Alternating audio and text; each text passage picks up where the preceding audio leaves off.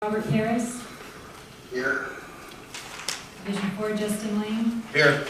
Division 3, Frank Donato. Division 2, Keith Dias. Here. Division 1, Shelley Sorsman. Here. Item number 4, adoption of agenda.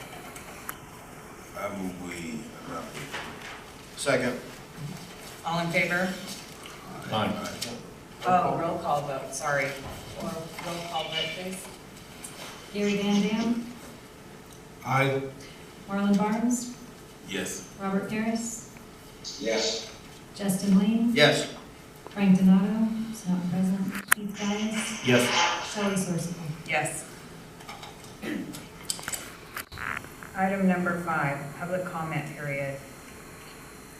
This portion of the agenda allows an individual the opportunity to address the board on any item regarding board business that is not on the agenda. Without taking action or entering dialogue with the public, board members may ask clarifying questions about topics posed by the public. Your matter may be referred to agency staff. Do you have any public comments? Item 6, consent calendar. Action items. The public and board shall have the opportunity to comment on any action items on the consent calendar as the consent calendar is considered collectively by the board of directors prior to action being taken. I'll make a motion, we approve the consent calendar. I'll second. Any discussion? Roll call vote, please. Gary Van Dam. Yes. Marlon Barnes. Yes. Robert Harris. All abstain. Justin Lane. Yes. Frank Donato. Keith Dias. Yes. Shelley Sorsman. Yes. Item number 7, new business. Yes, Board President Sorsable, the item tonight before you was a presentation of a check by Aqua JPIA for $61,221. Jerry Gladbeck is here from the JPIA to say a few words and present the check. Turn over to him. Welcome. Thank you. Good evening, Madam President, members of the board, staff. It's my privilege to be here tonight representing the Association of California Water Agencies Joint Powers Insurance Authority in presenting you with a check in excess of $61,000. And that represents your efforts, your outstanding efforts in the fields of liability, property, and workers' comp over the last several years. I look at JPIA as a family, and that we all work together, and at the end we all take care of each other, and at the end come back with a little bit of money. Outstanding. It's my privilege to present this to you. Thank you very much. You're welcome. Thank you. You ready?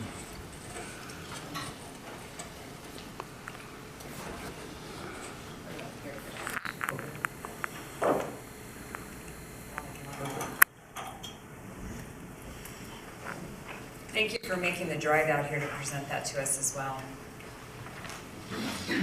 Item number 8, items for consideration and possible action. Director Paris, Yes, would you like to make a presentation? actually, I'll let the lady that please. Okay, great. Yes, this particular item is for the Education Water Master Committee. They considered the replacement water assessment analysis prepared by Raptelis for the Antelope Valley State Water Contractors, and I believe that Assistant General Manager Mark Knudsen has a presentation for you on the highlights of the rate and how it was calculated. Great. All right. Good evening. So included in your packet is a brief memo, as well as a copy of the financial analysis performed by Raptelis Financial Consultant. But I've got a quick little presentation.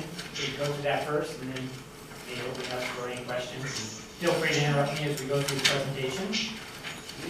So real quick, some of the goals and objectives of going through this analysis to determine the appropriate replacement water assessment for the Antelope Valley related to the Antelope Valley groundwater basin and adjudication is to recover the costs associated with providing replacement water to the AVEK groundwater basin. We want to engage with an experienced firm to perform this analysis and recommend an equitable rate for the region. We want to establish a consistent replacement water assessment between all three state water contractors here in the Antelope Valley, which would, as you know, be AVEK, Palmdale Water District, and Little Rock Creek Irrigation District, also known as the Antelope Valley State Water Contractors Association. We have a JPA with the three agencies. So this work was started through the association. They're the ones that held the contract with Reptalis to do this, perform this analysis. We wanted the rate to establish two things.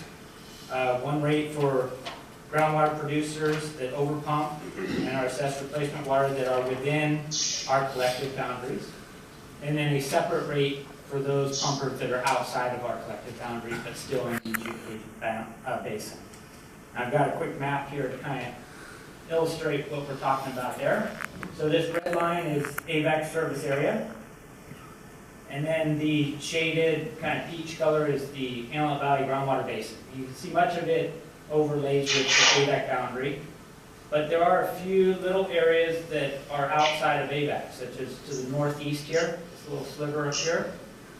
That's outside of AVEK. We've got an area to the northwest along the Hatch. Excuse me for a second, Rob, you might want to go on mute. Okay, thanks. We got this area here to the northwest that's along the Hatchby foothills, Hatchby Mountains. And then to the southeast, kind of up in Juniper Hills area, it's outside AVEK. Palmdale Water District covers much of this area here. And then Little Rock Creek Irrigation District is just east of Palmdale Water District. So the areas that the two rates that we're talking about is if there's a groundwater producer within the Antelope Valley groundwater basin, so within this shaded area, but within one of our boundaries. So they would have one rate that's within our boundaries.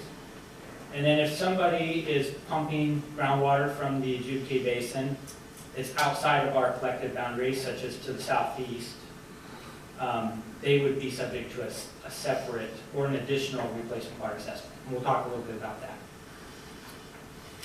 Any questions on the map?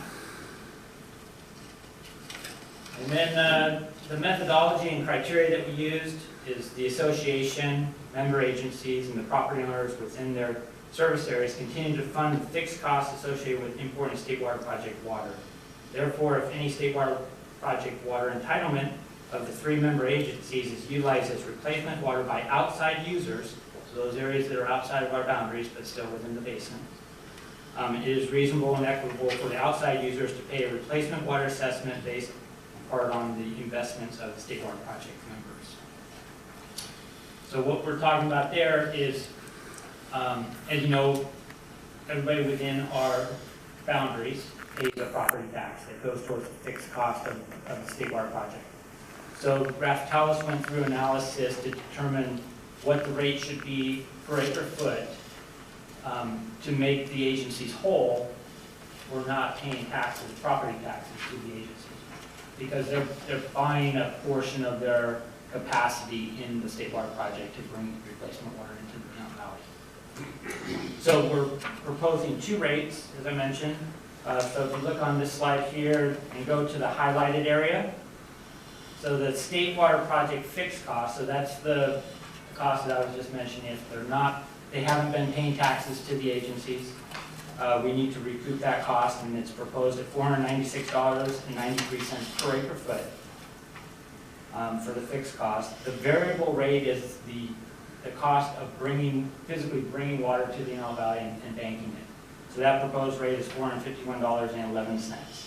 And this rate is based on the other rate study that Reptalis did for AVEK, for our normal rates, of bringing untreated water into the basin and spreading it in our recharge basin, and it takes into account all administrative costs, delivery costs, O&M, as well as takes into account 10% loss through the recharge process. So as you know, our untreated water delivery rate for AVEK is $406 per acre foot. The reason why we're proposing this rate $451 is we're taking that $406 per acre foot and accounting for 10% loss through the recharge process. So if somebody is within, we go back to the map, be clear, if they're within AVEK, Palmdale, or Little Rock's boundaries, and pump from the adjudication and are assessed replacement water assessment, they would pay $451.11. If there's a groundwater producer that's outside our boundaries, such as to the southeast. Like Pinyon Hills Like situation? Yeah, and that's really the driver for this rate is Pinyon Okay. Hills. They would pay both $496 plus $451 at a total of $948 per foot.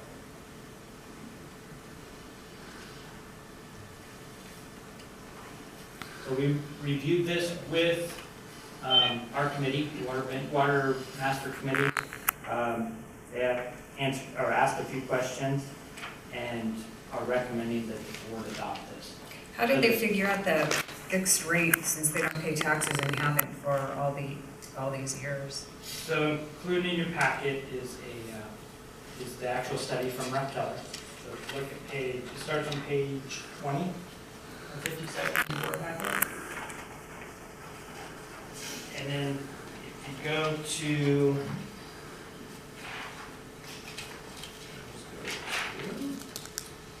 page number 27 of your board packet. So they obtained what's called the Bulletin 132 table from the Department of Water Resources. And it goes all the way, for AVEK, it goes back to 1963 and accounts for all of the costs that the agency has paid to the State Water Project. And then we divided, basically summed up the total payments from 1963 to 2000 through 2017, and divide that by the total number of acre feet that's been delivered to the agency. So that it seems like the most defensible way to calculate Makes sense. the fixed cost. That way, if anybody, once this gets presented to the Water Master in April, if they approve it and adopt these rates for replacement water, if somebody were to challenge it, these are all published numbers through the Department of Water Resources that the agency has paid. Well, this is how I was hoping it was done, so that's excellent. Does anybody else have any questions? Yeah, I've got one. On the outside basin, can they transfer water in if they want to buy transfer water instead of buying from AVEK? So that question's been posed to the Water Master Engineer, the Water Master Legal Counsel. And what Director Van Dam's talking about is if somebody is assessed replacement water, if they wanted to do a transfer with somebody that has a production right or some carryover water, stored water, they could do the transfer in lieu of paying the replacement water assessment. So that hasn't been finalized, but has been discussed. Well, we know they can if they're within the basin, Yes. correct? Yes. It's just out of the basin. Well, and it goes back to the issue of the taxes that have been paid over the years, Yeah, right? exactly. I already had Edwards and Morax's. They're already paying a special rate. Oh, I'm sorry. I said, that's the same setup we did for Edwards Air Force Base. Correct. They pay about $1,100, $1,100. Yeah, it's about, actually closer to $1,300 per acre foot. And that's treated M&I water. Well, let's just put it this way. There's not much higher authority in the United States government as Pentagon. And they tore that thing apart, and we had meetings earlier in my career. They justified that rate, and it was justifiable why they had to pay that rate. They didn't want to pay the tax portion of it, because they challenged us on why they weren't getting the same water rate. We said you were, except for you're going to be paying the tax like everybody else. So that was decided. So a lot of that information here is based upon what happened That back then calculation. 20, 30 years ago. I see. Now, Edwards falls under that federal water, that 700 acre feet, wasn't there? Yeah, they have a production right of, I want to say it's like 7,600, How much? over 7,000 acre feet. Oh, okay, I'm sorry. Production right, Right, and they only use a couple thousand acre feet per year. right, and then all The rest of it is divvied up amongst the public water supply. okay, that's right. But it has nothing to do with what we're doing with that rate. Right. Correct. Okay. Yeah. So that's staff's recommendation, as I mentioned before. If our board approves it this evening, we'll take it back to the association, have the association approve it, and then present it to the water master for approval in April. Are the other public water agencies, are they voting on something similar as this? Yeah, so I heard today that last night Palmdale Water District approved it. So I haven't heard about what Little Rock Creek Irrigation District is doing, but they're recommending approval of it. Okay. So that one key is that we're all going to have a consistent rate throughout the Yonge Valley. We have a director here, Mr. Dino. Are you aware of that? Yes, sir. Would you like to comment on it? Okay, any other questions? Do I have a motion? I'll make a motion, we approve Board Order 8A2. I'll second. Any further discussion? Roll call vote, please. Gary Van Dam, Yes. Marlon Barnes, Yes. Robert Harris, Yes. Justin Lane, Yes. Frank Donato, Yes. Keith Dias, Yes. Shelley Sorosable. Yes. Very good report. Will we go to 8A1 now? That was both, you handled both of those. And handle both of those? Okay, perfect. I'm not sure we have. Are we talking about the agenda for tomorrow's water master meeting? Yeah. There's no other items for consideration on the agenda? There's other items for consideration, but there's no guidance necessary for those particular items. In other words, this is an item that the board needed to provide guidance to the representative on. Okay. Item 8B, Public Information Committee. Director Lane? Yes, Dwayne, can you make your Sure. presentation? Yes, the item before you tonight is is consideration of a new website contract for a new website provider.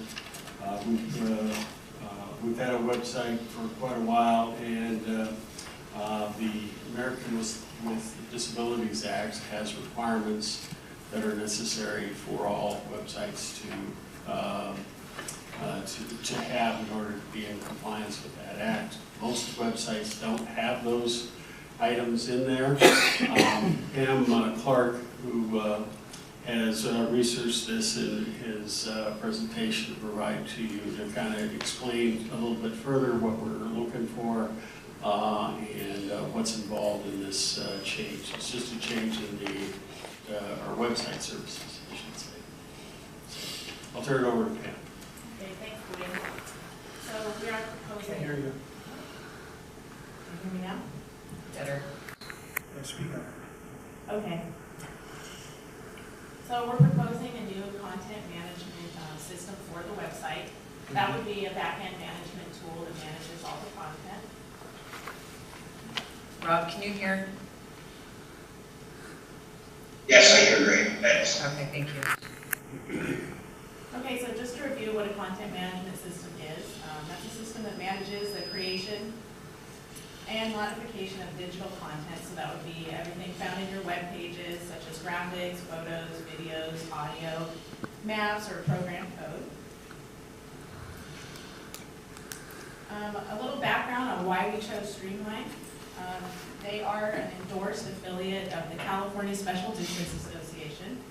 And they're the only website that's regularly receiving positive reviews on the CSDA forums. So people can go in and comment.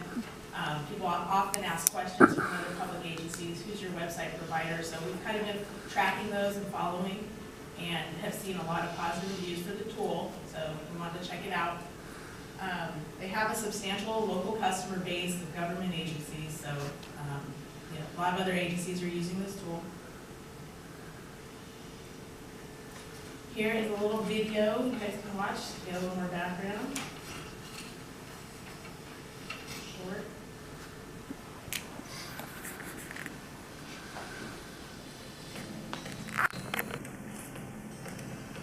Streamline is a powerful content management system, but to make it really easy to use, we have a setup wizard that you start with in the beginning, and it includes 10 steps you go through. Simple things like adding your mission statement, your logo, your address, things like that. You go through these 10 steps, takes maybe 20 minutes, and then you're done with that piece and you have what could be a launchable website. We're trying to build a community of users that have similar needs so that we can build a product that exactly fits those needs. Right now, one of the most challenging things for districts, and one of the things they fear the most, is that they are out of compliance with their state regulations. Streamline will ensure that they have the right information on their website. It takes the fear away. Our transparency dashboard is designed to take a process that has been very convoluted and difficult for districts to get through, break it down into pieces by subject, and make it really simple to complete. You know, it's kind of like a little game. As you go, you see the little red lights turn into green, and you know that you're compliant with that, and you can move on to the next step. Our whole goal with Streamline was to actually make the life of a special district literally easier. You have the ability to post photos and videos and embedded HTML features, forms, calendars, and so you can really create a very elegant and user-friendly site without very much knowledge of website development at all. And in just a couple sessions working on the site, you can really create something beautiful.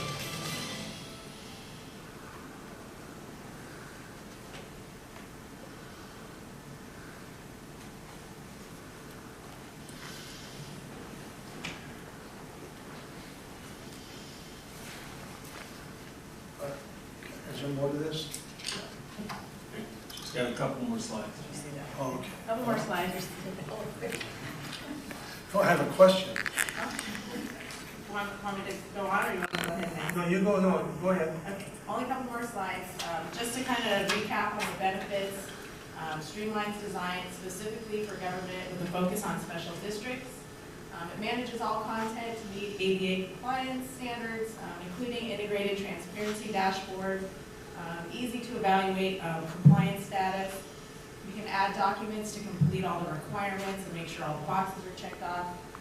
It includes additional optional standards to meet the requirements for the special district leadership. Foundation's Transparency Certificate of Excellence, that's another program. If the agency would like to apply for that award, this tool makes sure that we do everything to fulfill those requirements. The pre-made templates are easy to customize and maintain. And the best part about this is we've been able to take a free trial that not only lets us see other user sites, but actually took all of our content and put it into their system. And then we can use it for a couple months, make sure that it's exactly what they say it is, and we've tested it out and like it.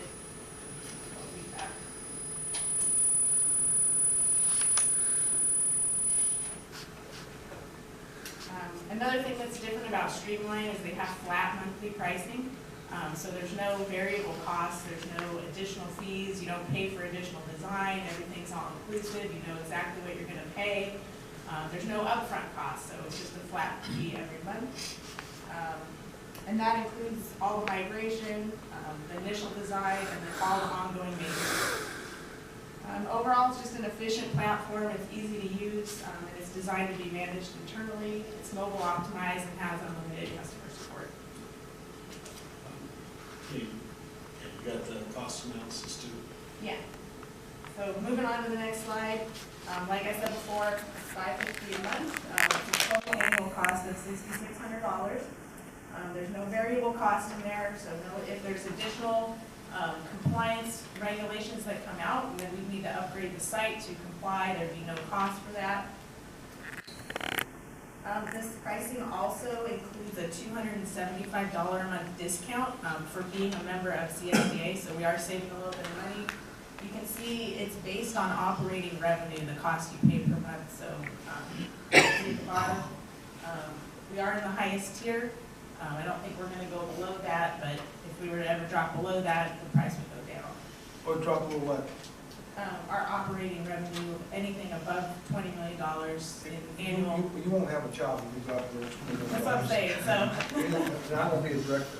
Are you sure they don't want to go net on the net?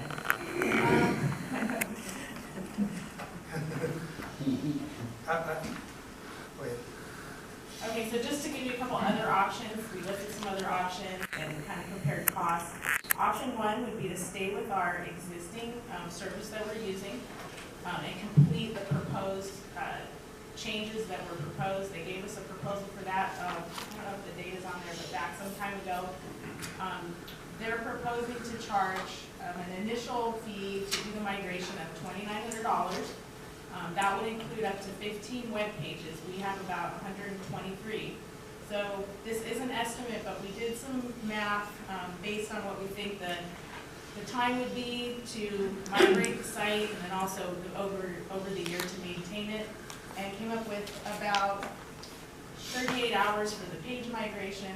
They charge that at a lower rate, which is $50 an hour, and then any design that happens over the year, they charge $150 an hour. We've estimated about 3 hours a month in design work. It could be a little higher or low, but that's kind of a ballpark. So with that, we're looking at a first year cost of $11,148 for the first year, and then every year thereafter, it would be $6,348 to maintain roughly. Are they doing the work though? They would be to a degree doing the work, but with any one of these migrations, you're going to have to feed them content if you want to change. If you want it to be exactly like your archetype is now, then yeah, they can migrate the whole site. Just like with Streamline, they can migrate our site just as it is, and they can make changes to the pages or anything that we want to update. Going back, okay, so this is the first I've heard of this. This kind of caught me off guard. On the first company, they're affiliated with Special District. Is that what you're saying? Yes, they're an affiliate of Special District. Is there only one that's affiliated? That I could find, that's all I found. I didn't find any of the other, if we go forward, there's a couple of other, there's a,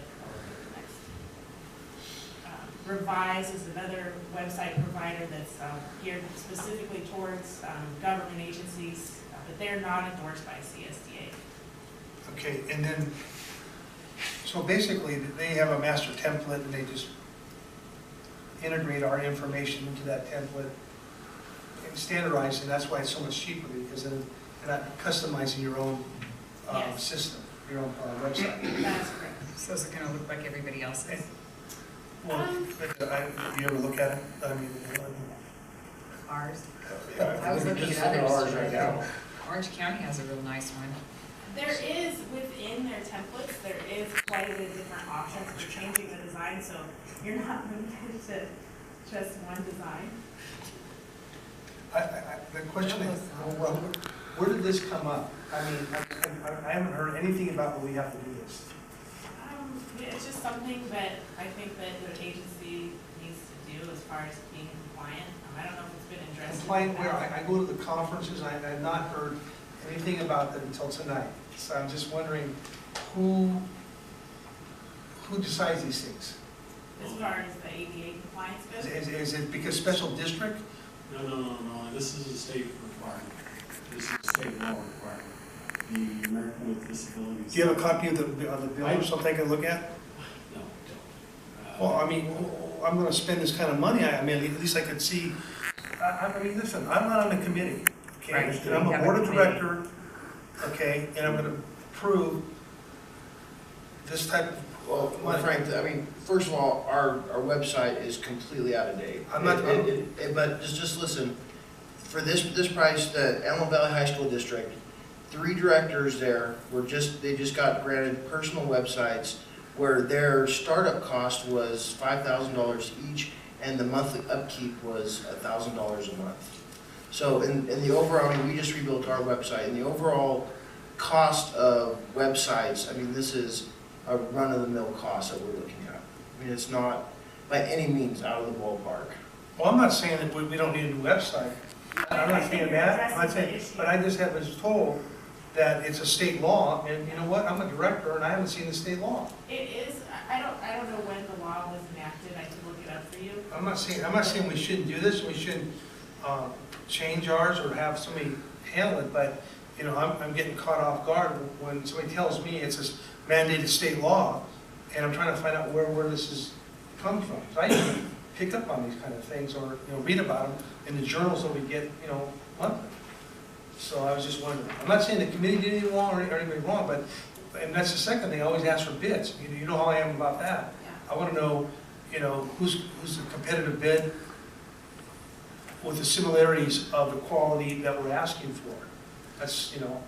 Well, just, we received four proposals, and we have them ranked. If you want to go to the last slide there, Pam. Yeah. And we assumed a 5-year, you would use it for 5 years, and after that, everything in the digital world is obsolete. So the AVEK page we have now, that would be, this would be implemented, be in its place to take over what we have now. Okay, and who's uploading the information into this new site? Do we send that information to them, or they take it, I mean, who updates it? So what they do is they take a portion of your initial information, you kind of go through the site, evaluate, you know, the most important things you would want to keep. Maybe some things really are outdated, so they're not going to upload content that's, you know, not necessary. They do one initial migration that kind of gets you to, I'd say, starting point, but it's pretty far along as far as what's uploaded. You have a framework to work with, you have most of your most critical pages, and then you can go in and edit the content, you can upload more pages. It's designed to be managed internally, so staff can handle, revamping the rest of the site. We want to obviously put that through the Public Information Committee, any proposed changes for the site, and also to the board. So Yeah, we it have to wouldn't go hire live another until, person? this wouldn't approve the new site. Yeah, that was a jerk, but I did it. Do we need to hire another person to go along with this? I don't think so. Who's gonna do it? Well, we've already started, probably done maybe, Who's gonna do it? between Pam and Holly, they'll keep it popular. Holly? no, Holly's not gonna do it. You just said. You can't say that to us as directors, because Holly works for us. Okay, you gonna ask if we could use Holly? I mean, what is going on here? Are we doing, I'm getting like, can we please discuss this? Because we got one person over here telling us different stories. Well, I'm just going by what traditionally has been done. Holly's placed all the items that were in the existing website on the website. So between the combination of Pam Clark and Holly Hughes, we anticipate that we'll be able to handle whatever is necessary as far as the items that will be uploaded onto the website. And we don't think there'll be any significant workload requirements associated with that, because our websites traditionally have not been a website that has had a tremendous amount of volumes of information. Okay, so my. Can I talk? Yeah, my recommendation right now is it goes back to the committee. Are you in the committee? No. Okay, back to the committee, and Keep it.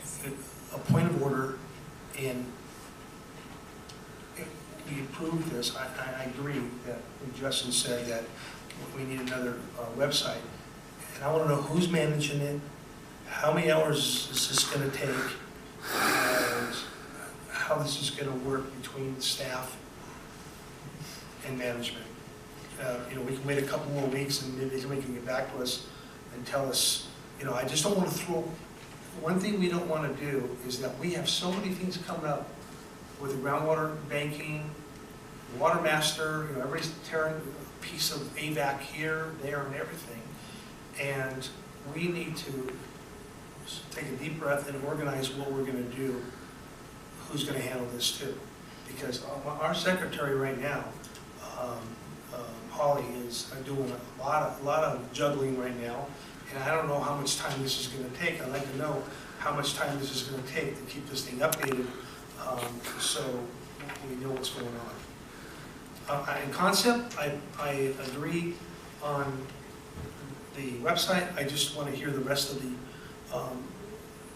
who's involved, who's going to be involved in this.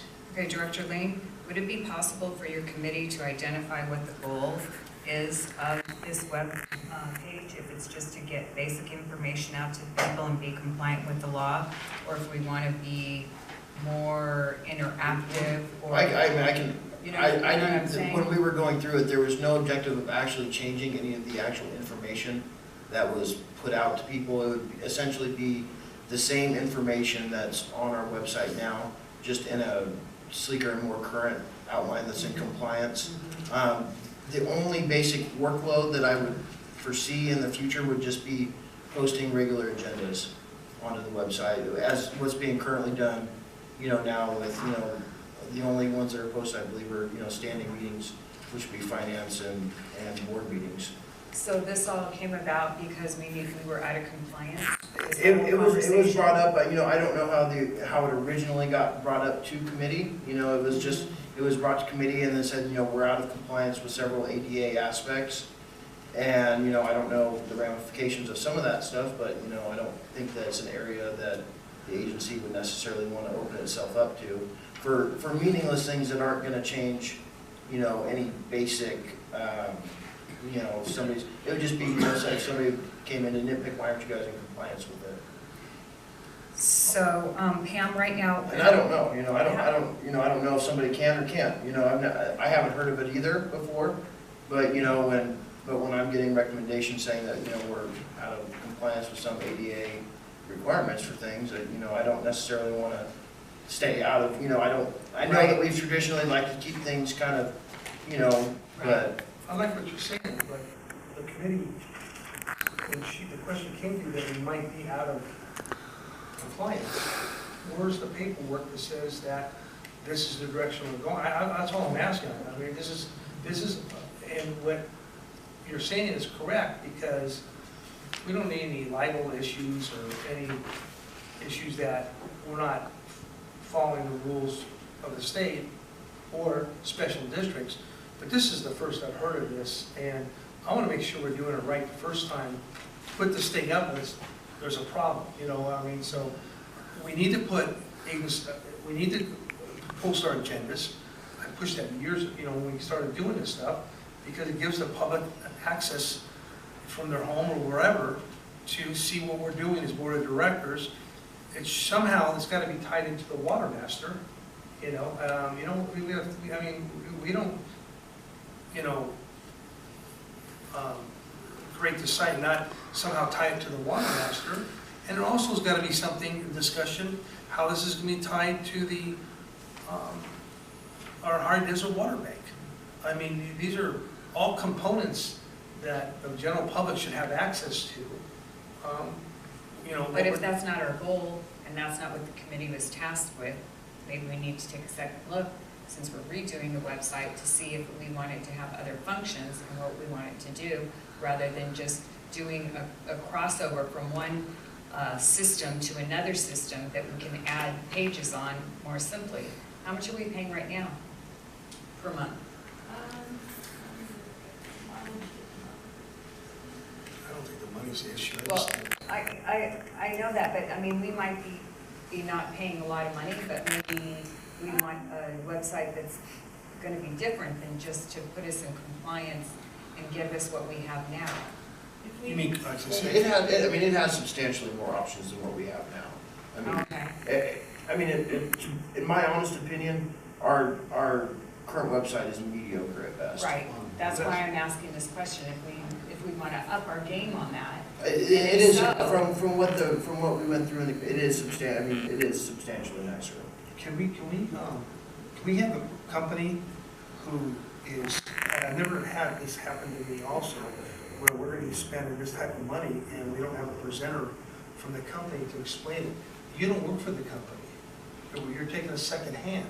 We should have that person in the audience giving us everybody we've had a contract with, they come here at the agency, discuss it to all the 7-member board members in a PowerPoint presentation so us and audience can understand what's going on. I think we should do that. Well, additionally, the Public Information Committee should have had that option as well first. Well, I want to see the people, I want to ask people questions, I want to ask our general manager, Dwayne, to bring some compliance papers. So I've heard now 3 or 4 times we're out of compliance, and I don't know what we're out of compliance for. I mean, that's not my expertise, but I'd like to know why we're potentially, I don't think we're out of compliance, I think maybe we're potentially, maybe there are some things that need to be updated, but I don't know what they are. I have no clue. Yeah, we need to do that. Okay. Yeah, we do. And let's bring I like what I've heard with I the can cost. find out if they're willing to present. The idea behind this platform is that it's managed internally. That's why I can't hear you. Yeah. The idea behind this platform is that it's managed internally, so this is not like you hire a web designer to create the website for you. It's more autonomous, I guess you could say. So I don't know if they would be willing to come out and present. It's not like we're going to be hiring a designer to come in and create the site. But we Like will that. have, we Well, will can I have ask- a demonstration for The you. demonstration. We'll have a demonstration. Yeah, I wanted to, that's exactly. But I'd also like the committee to take a look at considering more high-tech, I guess, website or something that's not mediocre unless that's what we want. You know, we need to look at. I don't know if mediocre is I think that this is it's gonna be, I have no problem doing it, Yeah, did the committee look at other, like water agency websites? I've seen all the other water agency websites, yeah. And do you think ours is comparable? No. Okay, all right. So No. I think maybe we should consider that. If that's the direction, we If we're can, gonna do it, let's do it right. I agree. The first Right. time.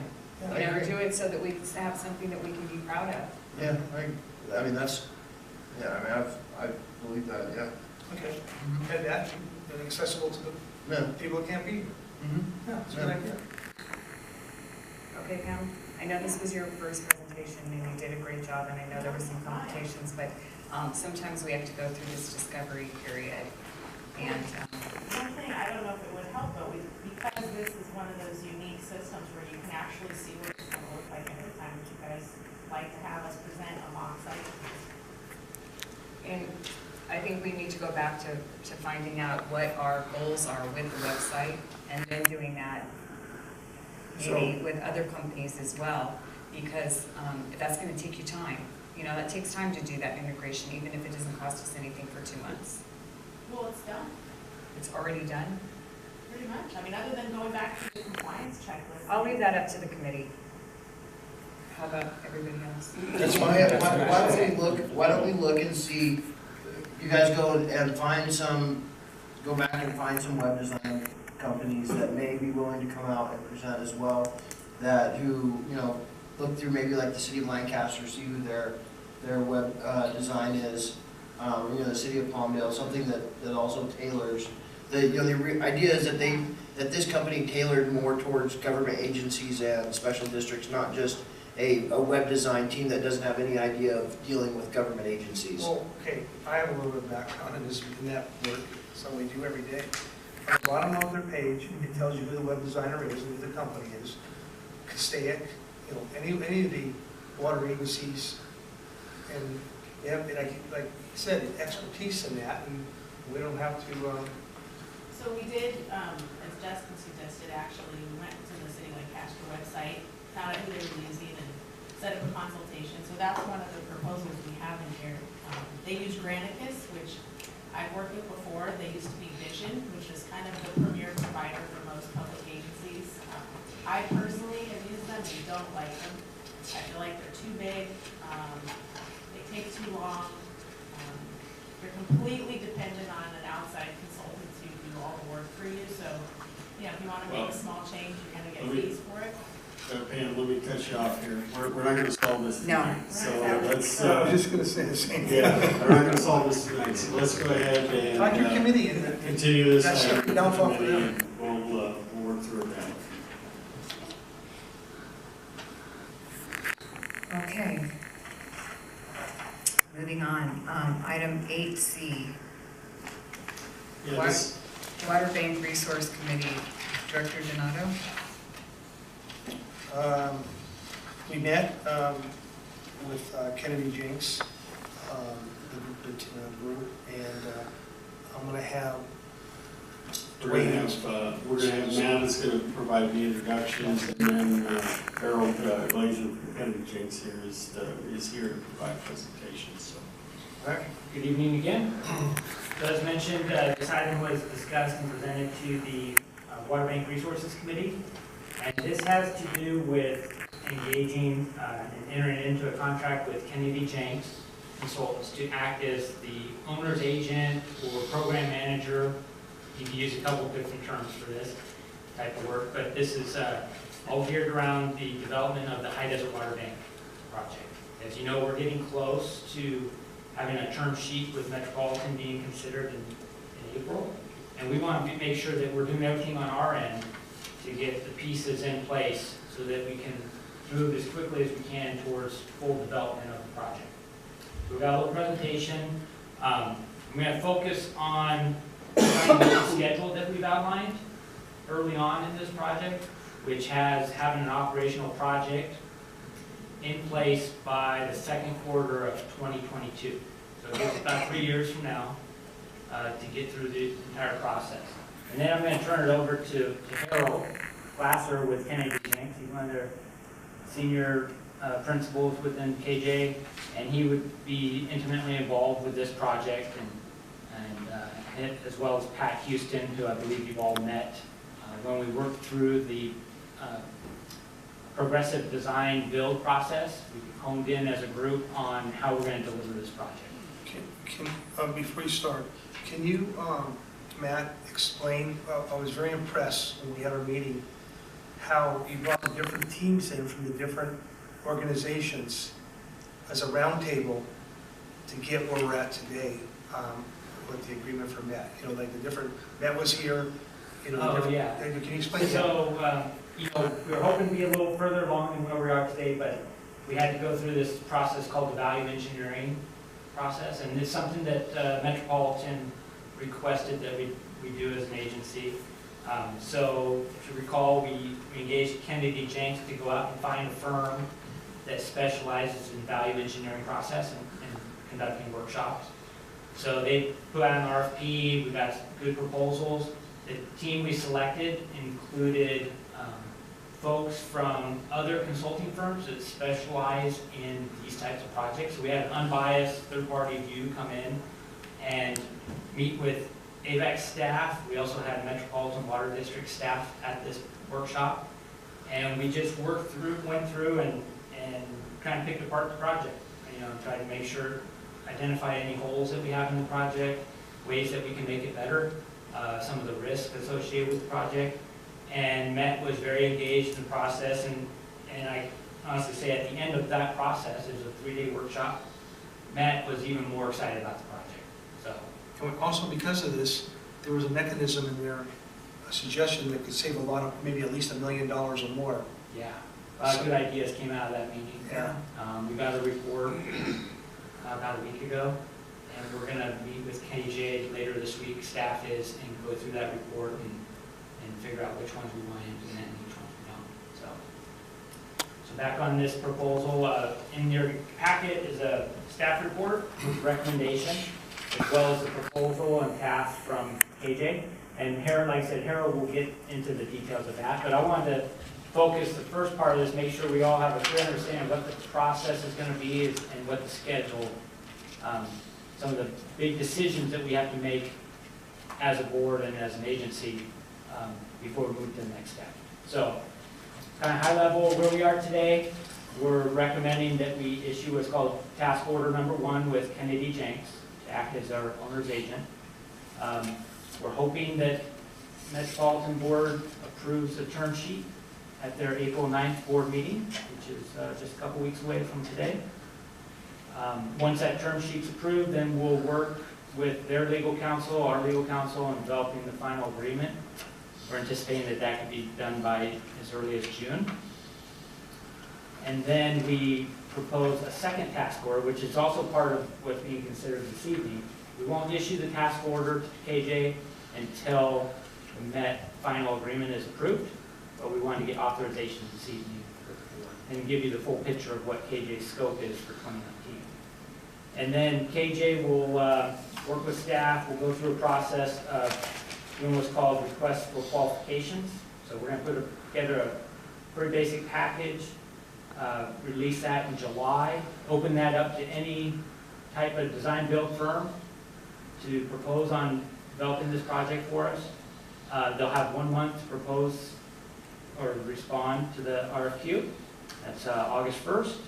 And then we're going to have a month to evaluate those, meet with the board, shortlist it, and then those that are shortlisted, maybe, depending on who's qualified and how many we want to shortlist, we'll develop a more detailed request for proposals, and then we'll go through those task lists there to work towards the end result of interviewing the firms and selecting a firm or a team to develop the project. I've got some bar charts to show that in more detail. So, schedule milestone, activities ahead. We envision the contracting process will be about 3 months. That won't be until 2020 because we need the rest of 2019 to kind of go through this, agreement with Met, the RFQ process, and then get to a final contract with the team that we're going to select. That won't be until February 2020. And then the project will kind of be split into 2 stages. There'll be a stage 1, which the selected firm will work on a detailed design and a GMP, which is guaranteed maximum price. And this is what we went through, if you recall, when we talked about the progressive design build process. And then the second stage, once they've gone through the design necessary to get to GMP, and we're comfortable with that, we award the construction stage of the project, then that would take place from August 2020 through project implementation of 2022, April 1st, 2022. So I think you've all seen this. This is a high-level project schedule that we implemented. You can see we're already a little bit behind schedule due to the value engineering process, but it kind of breaks out the project in stages. Kind of just highlights what I just discussed, but we'll get in more detail. So here we are today, end of March 2019, issue task order 1. Hopefully, like I said, by June, Met will have a finalized signed agreement with AVEK, and then we'll move right into the second task order with KJ. So task order 2 would take place in June of 2019. We need a little bit of time to develop the RFQ, as I mentioned. We're anticipating that by July 1. And then go through that process and shortlist who we want to actually propose on the project. And that would be by September 1 of 2019. And then all of these are, I should emphasize, these are decision points by the board. These, where you see the stars, those tasks that I mentioned. And then the board would most likely be involved in some type of interview process with the shortlisted firms.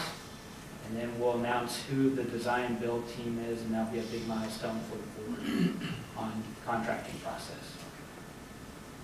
And then looking ahead to the stage 1 and stage 2 of implementing the project, if everything goes well. Looks like by the first quarter of 2020, we'll have a stage 1 with our selected team to develop the design and the guaranteed maximum price. We're going to give them a few quarters of 2019 to do that. And then hopefully towards the 3rd quarter of 2020, we'll have a GMP and enter into the final agreement with the design build team to construct the project. So if there aren't any questions on the schedule and kind of major milestones for the project, I'll turn it over to Harold to talk a little bit more about what's included in their proposal you have in front of you this evening. We are recommending a professional services agreement with KJ. The total amount of the scope and work is $533,980. And just to remind you all that this is considered a soft cost associated with the project, which would be reimbursed by Metropolitan Water District upon executing the final agreement. And these costs have been built into the cost estimates that have been discussed and reviewed by Metropolitan Water District. So this $533,000 is well within the estimates already established by Corolla Engineers and reviewed by Met. So I'll invite Harold up. You can kind of quickly step through the scope. Thanks, Matt. Can you all hear me? Yes, welcome. Good evening, directors. So let me step through basically just the content of the two task orders. And I guess I would be thinking about three things as I go through these. The first is by the value engineering workshop that we had with the outside experts. This is a very tight schedule. And it's good to have a tight schedule. Tight schedule is one of the best ways to control costs as long as it's realistic. The second thing I would add to all of you is that program management is an important tool for managing large, complex programs today. A lot of agencies are applying program management as well as the private sector. And the maybe most important thing about program management is that it puts you in control.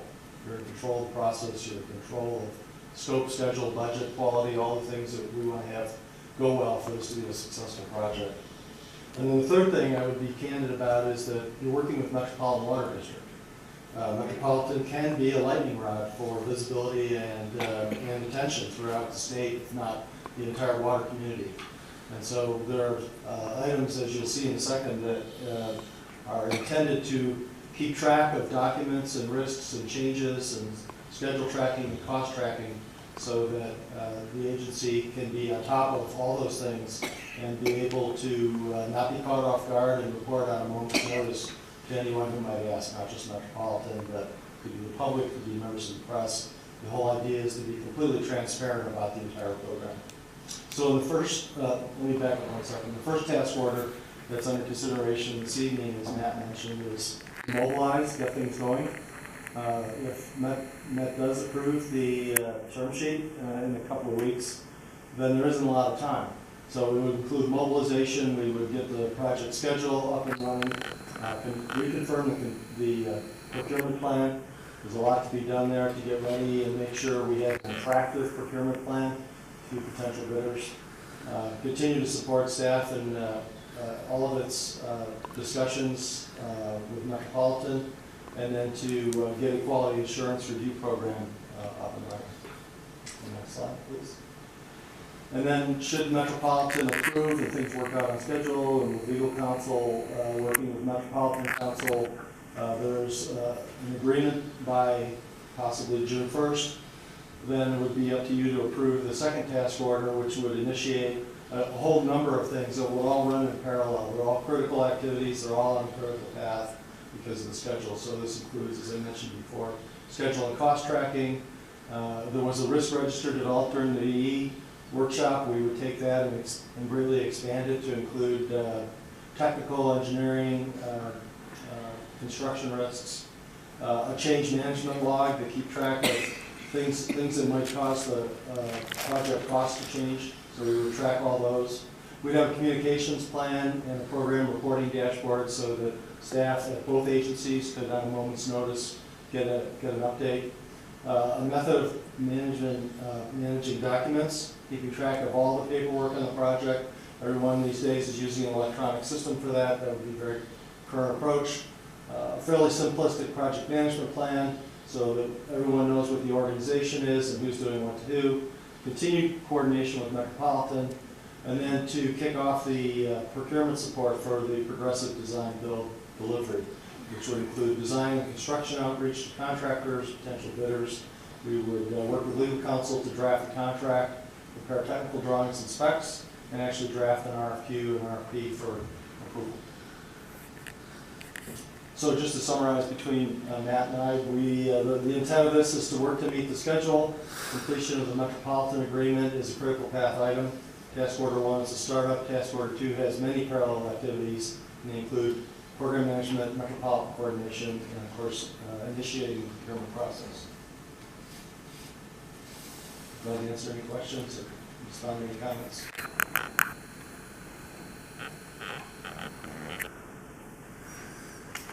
Wow. Any comments? Right, no?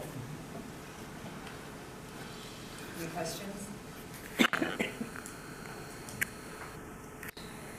We've asked you a lot of questions in the past. That's okay. So,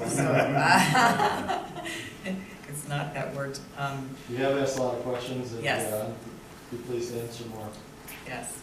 This has been a very long process that we've gone through. This is the culmination of several months' work to complete this process to get us to this point.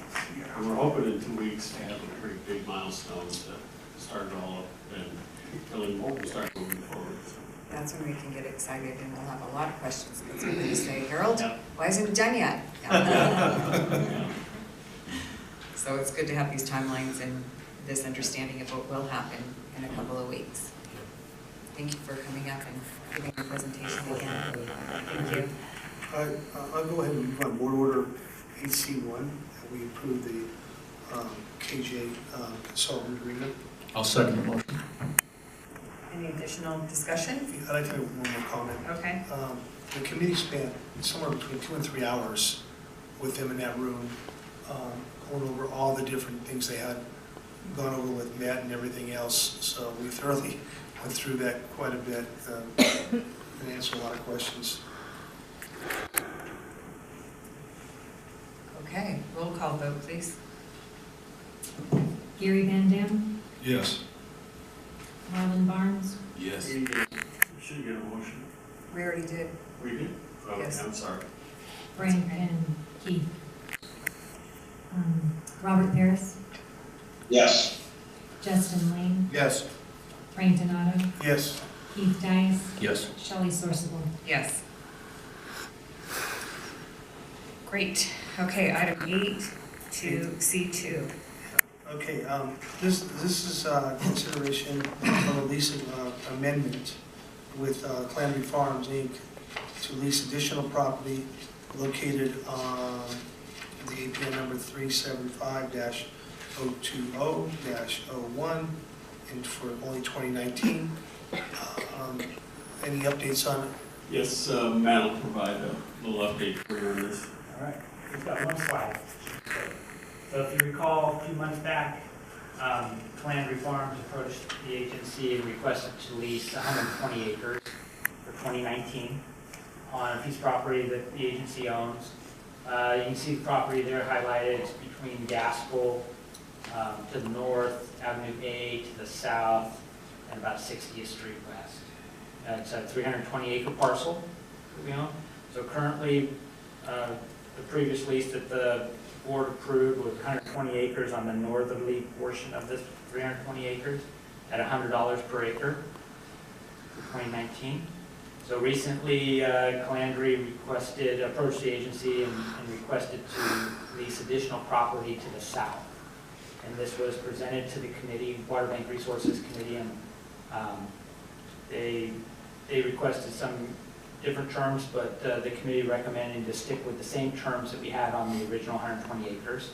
And they're requesting now to lease 160 acres, which is roughly half of this 320 acres. So the total will be 280 acres at $100 per acre, so $28,000 for 2019 to the agency. All of the same terms and conditions would apply under the original lease between the agency and Calandry.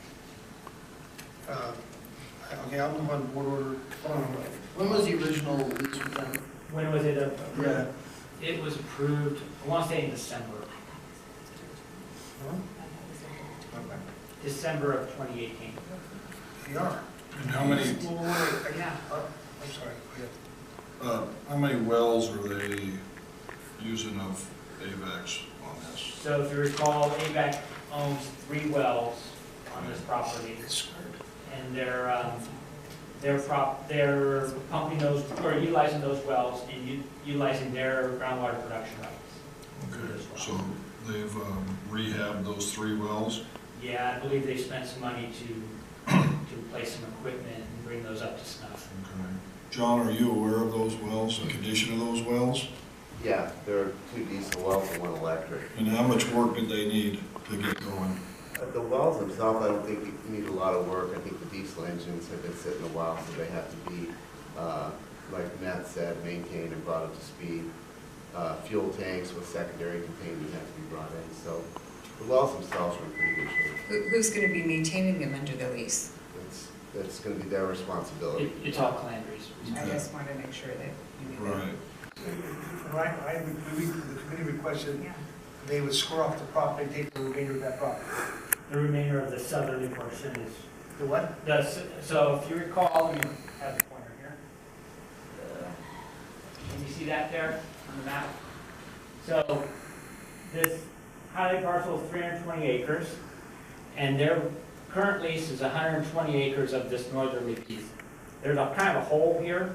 There's about 40 acres that's on this northerly piece that's, from what I understand, cannot be agged or farmed. It's kind of a depression there in property. So they approached the agency and requested to lease 130 acres, if you recall, of the southerly 160. And that's where the committee said, if they want to lease any more, they need to lease all 160 acres on the south. Okay, so just the south side. Yeah, so that's why the recommendation is to lease 160 acres, even though they requested only at least 130. And if have they agreed to this? Yes. Okay. So And this is a 1-year lease? It's only for calendar year 2019. Okay, I'll move on order 8C2 that we lease the additional property located on APN 375-020-01 for 2019 only. And I'll second. any further discussion? Roll call vote, please. Gary Van Dam, Yes. Marlon Barnes, Yes. Robert Harris, Yes. Justin Lane, Yes. Frank Tomato, Yes. Keith Dice, Yes. Shelley Sorsable. Yes. I have a comment. I want to commend the staff going back and getting the other piece of land as part of the whole piece instead of, leaving a slice of pie left. Okay. Okay, item 9, general manager's report. Yes, Board President Sorsapol, members of the board, this is the General Manager's report for March 26, 2019. You can see that Northern California, the 10-day forecast is for rain and snow continuing through Thursday. They have the heaviest intensity on Wednesday. Our snow levels are going to fall down to 3,000 to 4,000 feet, acre feet, I guess that part is and it'll raise up to 5,000 to 6,000 feet above sea level over the weekend.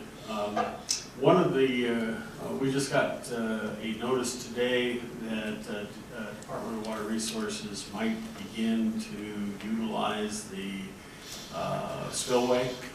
The newly reconstructed spillway as early as next week in preparation for these storms that are coming in this period. So they're going to lower the level. You can see that we're a little above average even right now in Oroville. Here's the precipitation chart. I particularly like this one because it shows the months that are a little low and the ones that are high. Gives you kind of a graphical representation of that. You can see we started out the year a little below average, hit average in November, a little bit below average in December, so everybody was worried about what are we going to do to find water supplies, and then by January you had some optimism because you're a little bit over average. By February you realized you don't have any supply issues to worry about, and with a better than average March, because this, with these last couple of storms, we'll go above average, and there is some outlook for some weather in April. So it's going to be, right now, the allocation's at 70%. That's a little over 100,000 acre feet for AVEK, and we're working to find homes for all that water. It should not be a problem. To give you an idea of what this looks like versus some of the wetter and drier periods in the state, you can see this line here is the average, and you can see we're right up in here. And if you look at most of these, by about April or May, in all instances, there's very little additional precipitation. So we're looking at probably one of the fourth wettest periods in recent history. I just got a comment. I remember just a few years ago looking at this, presenting on these reservoirs, and they were all gold and none of them were blue. And these are all filled pretty much to the top. You can see here's Lake Oroville. It's 100 and what's that, 110%. I can't quite read that whole thing. Yeah. And St. Louis Reservoir is completely full. It's at 111%. So. Of average. So we're full everywhere, and we will maintain that for quite a while. And I wanted to show you this graph too. This shows Lake Oroville. Here's what we consider to be the kind of the normal period where we peak up a little bit, and during these wet years, this is when the snow runoff comes into the lake, and they store it in this during these periods. You can see we're right up here, a little bit above average at the present time, and so that's why the spillway is likely to be used in the next couple of weeks. And St. Louis is, we're all the way up here at the top, so we're completely full. Snow outlook. We have plenty of snow. You can see the blue line once again is average. We're right up in this location here. And what's more impressive is the southern Nevada range. Right in the middle, there have significant snowfall, and also in the southern Sierra have a fairly significant snowfall too, as most of the skiers are aware. It's been a very good year. I thought this was a good map to provide you. This is the drought map for California, and you can see we have no areas in drought, so we're completely out of any drought contingency requirements. Looking back with regards to our water deliveries, currently we treat about 21 million gallons a day, or 64 acre feet a day. Treated water flow.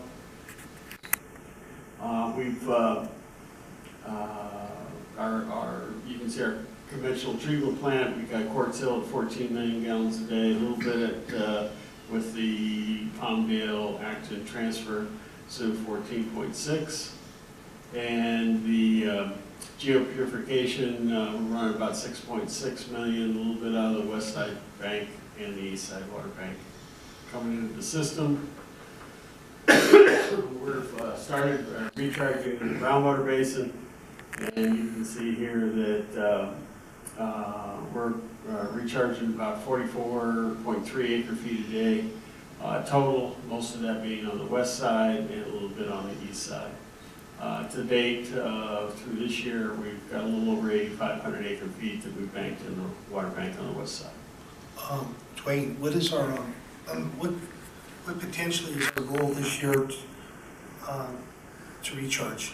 Yeah, we're working on that right now. We're trying to develop a balance between the recharge of St. Louis Reservoir, and we have a first priority to receive that water, and it provides another storage space other than St. Louis where we won't lose the water, even though we have an initial loss. But once you get it in there, you don't lose the water, it would help us in managing our St. Louis Reservoir amounts. We could potentially lower the amounts that we typically have as holdover, so we wouldn't have a spillage associated with those. When are you talking about the Strand Ranch? Yeah, Strand Ranch. And we have stored water there?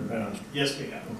So by doing that, we're not paying any power cost. Is that the reason why? I mean, I know the 2-for-1, I might want to explain some of the, because it's been. Sure.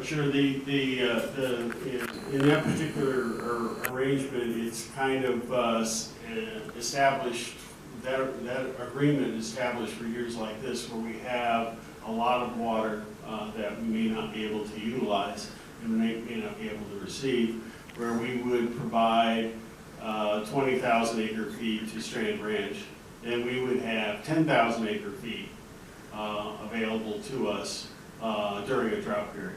And we have a first priority to that water.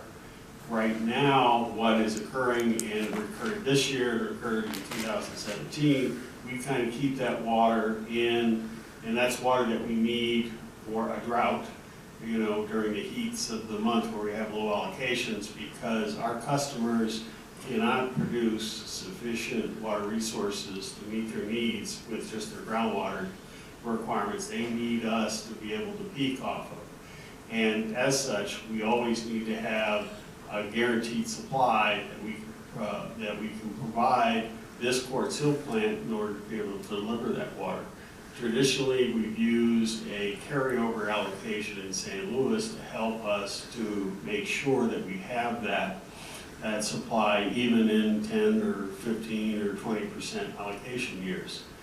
With implementing the water strategy that I'm talking about, we may be able to, well, we would be able to lower the amount of water that we carry over from year to year, because we can access that water during those summer peak months when we need it, and it avoids us having to lose water that otherwise we would have lost because of Article 21. So we had several thousand acre feet this year, and in 2017 that we essentially lost or was replaced by new water. And so this is just a management strategy that we're working on. We'll provide some more information to you before we do anything more, but we're looking at that as a way to avoid water loss, and especially in this particularly wet year.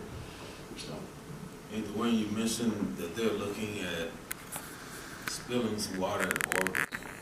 Yes. When they do that, where's that water going to? It goes right down the Feather River through the Delta, and unless there's any takers to that water eventually gets to the ocean. So there's a lot of downstream water right holders that pull some water off and so forth. So it just becomes part of the natural flow. Or as Department of Water, or the Department of Water Resources calls it, the I should get the name, unimpaired flow. Proper language. So from a water quality point of view, the lab has received its ELAP certification renewal. Our bromide level in the aqueduct and the bromate is non-detect in our clear wells, so that's the chances of having THM precursors is very limited with these very low levels, and that's associated with a lot of flow through the Delta. And our quarterly TH samples were well below our goal of 64 parts per billion. Okay. We've got a couple of videos to show you. I think this is a video that Here at AVEK, we provide you and your family with safe, clean drinking water. That's right, AVEK takes dirty water from the aqueduct and treats it so it becomes safe to drink.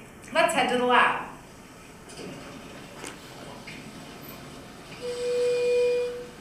See you down there.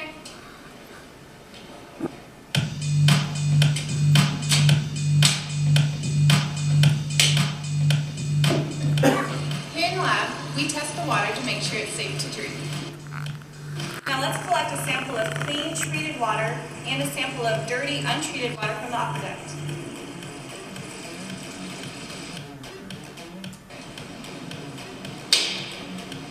So I went ahead and added food for the bacteria. If there's any in the water, it'll grow once we take it out. I'm going to incubate it for 24 hours.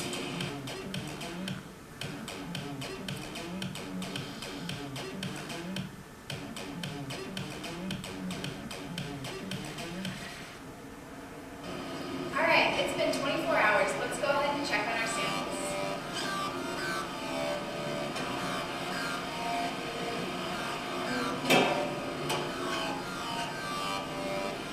So we took our samples out of the incubator after 24 hours. You can see the treated water is very clean. The untreated water is in fact positive for bacteria. Let's check out this positive bacteria sample to see if there's E. coli in it. We're going to put it under a black light. If the sample fluoresces, that means that there's E. coli in the sample. It looks like we have a positive E. coli water sample. Good thing we treat the water and it's safe to drink. Thanks to science, technology, engineering, and math, we can provide safe, clean drinking water to the entire Antelope Valley. Cheers to your bright future.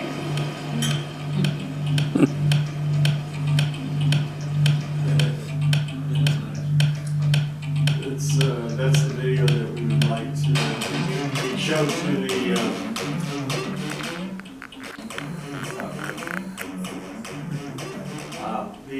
that video is one we presented to the Public Information Committee, and we're going to show it to you. We plan to use that for kind of the Kids Day, Ag Day, those kinds of things, school programs and others that we can utilize to kind of indicate what AVEK does. Did the brown water come out of a bottled water? No, that's when it comes out of the aqueduct. So the moral of the story is don't drink aqueduct water straight. Yeah, I know. Like Johnson, like me out there, like in Johnson Road? Yeah, exactly. Yeah. I think it was a great video. Yes. Kids will love it. Seeing that kind of stuff, that was very good. When you get the webpage put together, this is the kind of stuff we need to put on there. That way the schools will have access to it, share it in their classrooms. And one more, let's see, is there this one? Okay, here's another one. Whoa. See, how does that work? Don't drink Do it on that, do it on your end. There you go.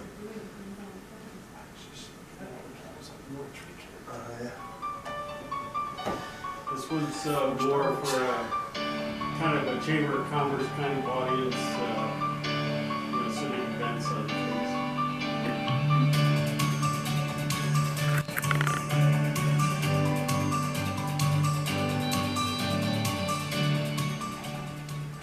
The mission of AVEK is to deliver reliable, sustainable, and high-quality supplemental water to the region in a cost-effective and efficient manner. AVEK is governed by a 7-member board of directors. They're elected by constituents we serve within our 2,400 square mile service area. Following the formation of AVEK, the board of directors signed the State Water Project's water supply contract in 1962. By signing this contract, AVEK became the 3rd largest state water project contractor in the state of California. AVEK treats, stores, and distributes the water supply it receives through the State Water Project and distributes it to the water retail agencies that serve the communities of Palmdale, Lancaster, Roseman, Mojave, California City, Acton, Boron, Lake Los Angeles, Leona Valley, and Edwards Air Force Base. Up until the 1970s, all the water that was consumed in the valley was groundwater. And with all the farming and the development, the aquifer was being depleted much quicker than it could be replenished. Groundwater levels were dropping rapidly. AVEK was formed in 1959, but we didn't build our first facility until 1977, and that was a Quartzo facility. And that really helped bring imported water into the valley, so there was less reliance on the groundwater because we had this supplemental source. Development increased dramatically. The 1980s saw a huge spike in population in the Antelope Valley as we brought supplemental water into the valley and allowed that development to continue. We have 4 water treatment plants. All 4 treatment plants are conventional treatment plants with midstream ozonation, and we use ozone primarily for a taste and odor control. We have 3 water banking facilities. We will bank water, we'll recover it, chlorinate it, disinfect it, and then put it into our distribution system from there. In times of drought, when the State Water Project allocation is low, we'll still be able to deliver recovered groundwater to our customers and meet all needs that are imminent. 2010, the state of California began to experience one of the worst droughts in history. Years 2011 through 2014 were the driest in California's recorded history.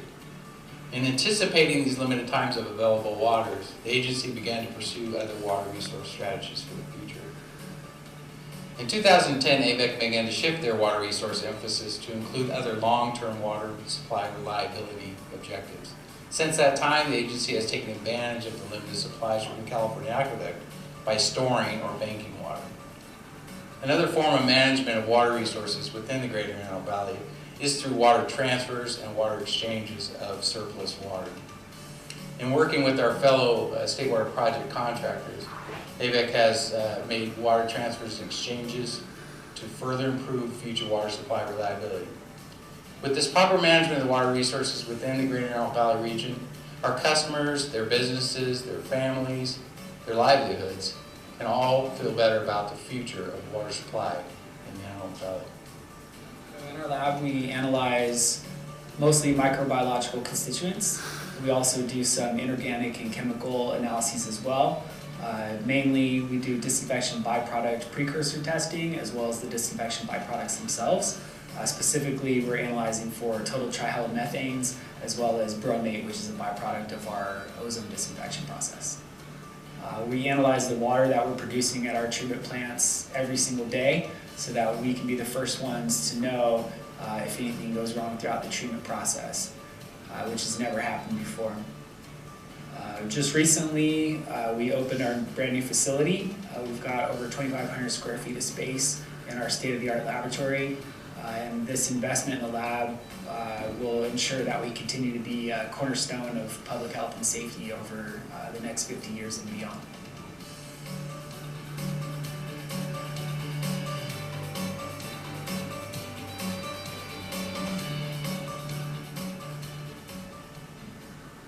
Who was the director? Actually, I believe Pam and Jose and some of the others were originally involved. Who else was involved? Ben was a huge part of this effort. He wrote the script and really kind of collaborated with Ben. Yeah, Ben's our engineering new person. Really good. I like both of them. Is that going to populate to the entire screen so you don't see new videos and introduction in the top part? Oh yes, we just put that on our Okay. general manager's And report. on all the videos that we've seen tonight, the voices are not syncing up with the... Yeah, it has to do with our system, it doesn't have to do with. Yeah, I brought that up. Were you looking at the small monitors? It doesn't sync up. Yes. When you look at the big screen, it does. Oh, okay. So I like the ellipse for this movie. It's good. Very good. Okay. Well, we can get back to some other business. We had an area that I wanted to speak to you about under regulatory updates. The water quality control plan for the Sacramento, Feather, and Delta is currently being considered by the State Water Resources Control Board. Gavin Newsom's administrator is leading an effort to prepare a voluntary agreement amongst all of the parties, not just the state water contractors, but all of the parties associated with those river streams, to farm a more comprehensive water quality control plan for their region. DWR and the Fish and Wildlife Service submitted documents to the State Water Resources Control Board that reflected the voluntary agreements to support the environmental objectives through a host of different types of tools. Originally, the State Water Resources Control Board plan called for 2 million acre feet to be added to the flow regimen in addition to what we're currently doing now. And so that was their solution to the fish and wildlife problems. This voluntary plan is a collaborative between public agencies, and surprisingly some fish agencies and some environmental groups see this as a positive because it's a more holistic approach to solving the water quality plan for the Bay Delta. The voluntary agreements as would provide, in addition to targeted river flows, only about 300,000 acre feet of additional supply for the river system because of the enhancements in habitat restoration, scientific studies, some new funding that would be associated with it, provides a more comprehensive path forward for the Delta ecosystem. It's interesting to, and I mentioned this previously, it is absolutely amazing to me how much is not known about what's happening on the Delta. There's a lot of different groups who have an idea and they do studies that trying to prove their point of view, depending on what that might be. This is some of the first actions where we actually have a collaborative, voluntary approach that can be implemented fairly quickly with a very limited amount of water that would otherwise be used, as opposed to the 2 million acre feet that would go out to the ocean.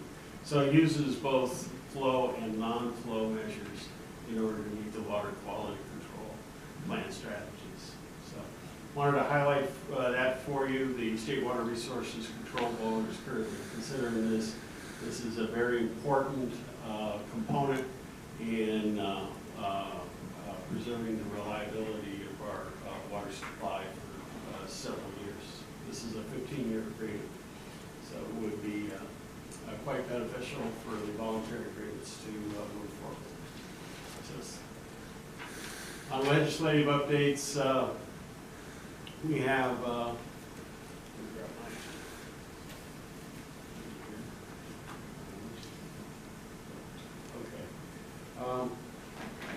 what we have here is AB 441 is the underground storage. This is a law that would primarily for people north of the Delta that would take excess water from the river and to put it on their land, and then to indicate that that's water that they stored, which they then could sell back to the water rights holders that provided the water in the first place. Right now, the state water contractors are in a pending or unless this pending position, unless this legislation gets modified in some portion. This does not affect designed water banks like what AVEK has or anything like that, or approved or gone through a process. It's essentially taking someone who says, I'm putting water into the ground and I'm going to put it there for X amount of years, and then I have 100,000 acre feet that I'm going to sell to somebody else from the water that I diverted onto my property. How do they get it out of the ground? They would probably just put it right back into the, pump it right back into the river and send it down the river. So it's a very, it can be a tremendously difficult process for north of the Delta, because there's, if you fly over Northern California, it's all flooded. It's all got water all over the place. And then they're going to start claiming, well, I have a right to that water. It's now in storage, and then they get to pump it out. And so and there's legitimate water rights holders that really have access to that water. So it's fairly problematic. AB 1194 is the Delta Stewardship Council. And this is an effort, as you know, the Delta Stewardship Council is a new agency that was created to promote the twin goals of habitat restoration and water supply. And the Stewardship Council currently has 7 members, and they'd like to increase it to 13 members, with the majority of those members coming from the Delta counties. So in essence, they would have an ability to be able to, block any kind of actions that would happen to Delta that they didn't think were appropriate. And so they're trying to do this through legislation, and state water contractors oppose this for a bunch of obvious reasons. It's a waste of time. Yeah. They just might as well meet with themselves. Yeah, exactly. If they get this, it's just, there's not much you're going to have to, it'll be gridlock. You wouldn't want to be the other people. Yeah, that aren't the exactly. Delta stewardship. And Senate Bill 1, this is the bill that would roll back all worker safety, clean water, air, climate, any regulations to the pre-Trump era, which to some may sound like a good idea, but there's already the voluntary agreement proposal that I talked about that pretty much everybody agrees is a much better way to go than just unlimited flow, would be prevented from being implemented because if this Senate Bill 1 was to pass. So there's a lot of issues about this, and the other thing, it creates a citizen suit provision allowing any citizen to file litigation to enforce any baseline federal standard adopted as the state standards under SB 1. So we would have a series of citizen lawsuits for any time there was a standard that someone didn't feel was consistent with the baseline. Well, I also heard on the news yesterday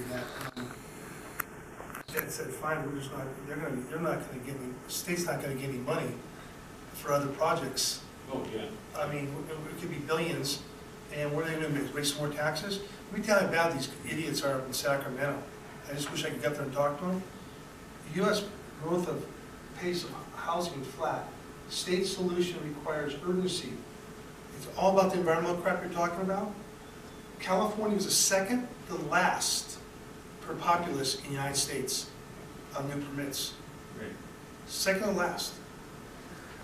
We can't build because of all this stuff they're talking about, and it's really sad because here as an agency, if we don't get developer fees, we have a problem because, we can't keep on borrowing money, and this is what this is doing. They're just creating nothing but hardship for the builders. I mean, it's the most stringent laws in the entire United States of all the building industry. And you know what's crazy? This is the places that are number 1. Maine, Vermont, North Dakota, West Virginia, Montana, New Jersey, Texas, Hawaii, then California. Utah was last, but California is second to last. And the Senior California Chamber, very interesting readings about the housing market. They keep on saying low-cost housing. This is not good stuff. Not good stuff. A couple more Senate bills to provide some background for you. One is the Senate Bill 69, which is the Ocean Resiliency Act of 2019. This it plans to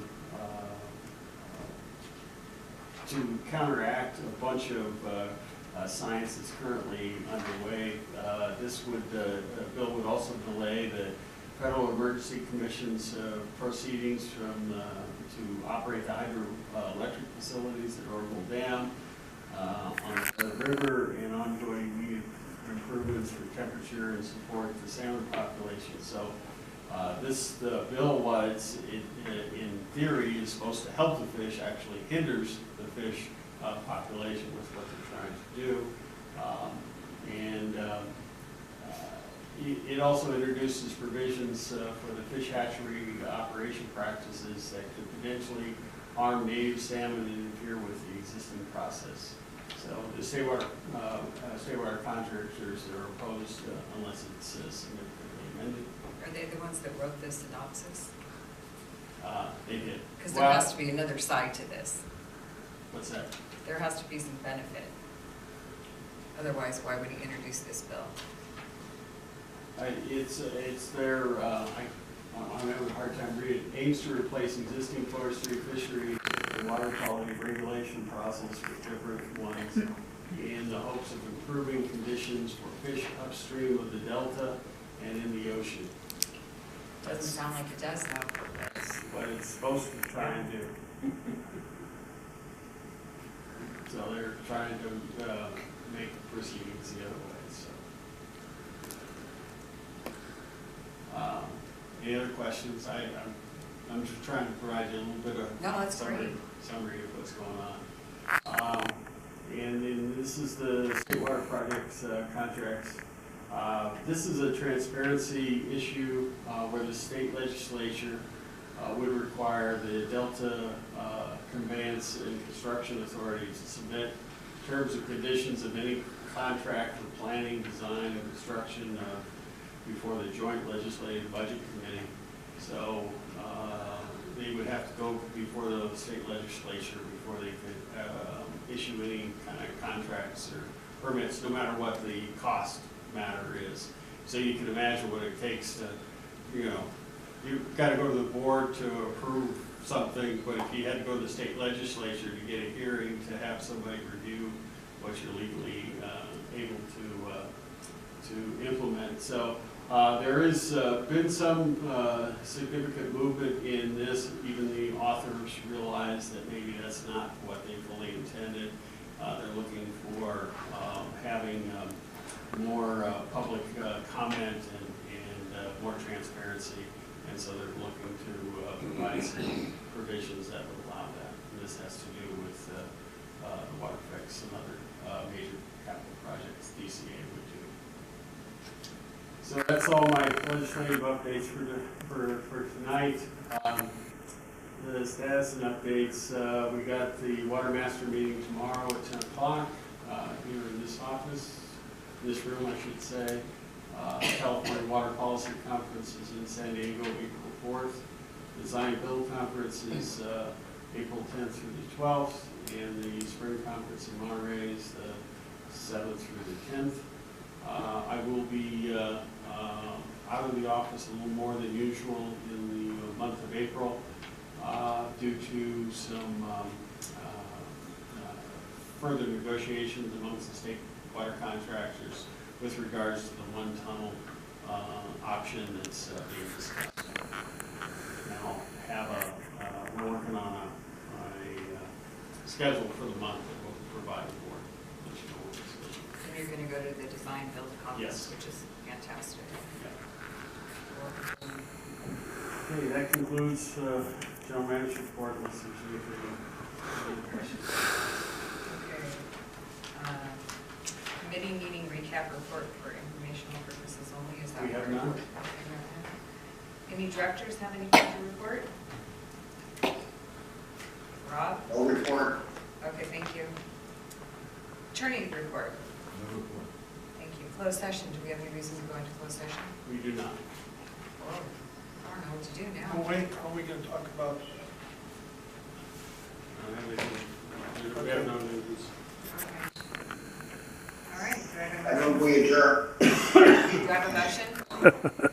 Yes. Second. All in favor? Oh, roll call vote. Sorry. Got, Harry Van Dam, Yes. Marlon Barnes, Yes. Robert Harris, Yes. Justin Wayne, Yes. Frank Donato, Yes. Keith Dias, Yes. Shelley Source. Meeting adjourned. Yes, meeting adjourned.